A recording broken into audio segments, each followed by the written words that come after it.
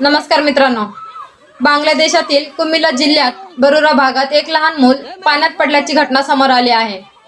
स्थानिक लोकांनी धाव घेत त्या मुलाला बाहेर काढले आणि तातडीने रुग्णालयात दाखल करण्यात आल्याची माहिती समोर आली आहे।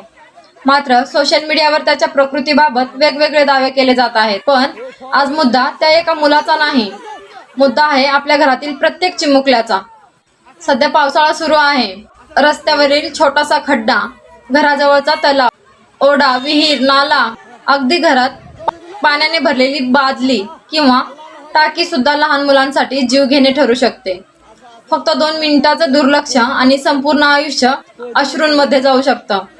माझी सर्व आईवडिलांना हात जोडून विनंती आहे, कृपया लहान मुलांना एकटं बाहेर सोडू नका। घरात पाण्याच्या बादल्या, टाक्या किंवा भांडी उघडी ठेवू नका। मुलांवर सतत लक्ष ठेवा, कारण मोबाईल पुन्हा मिळेल, पैसे पुन्हा कमवता येतील, पण आपल्या लेकराचा जीव कधीच परत मिळत नाही।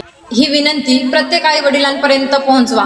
कदाचित तुमचा एक शेअर एखाद्या चिमुकल्याचा जीव वाचवू शकतो। धन्यवाद।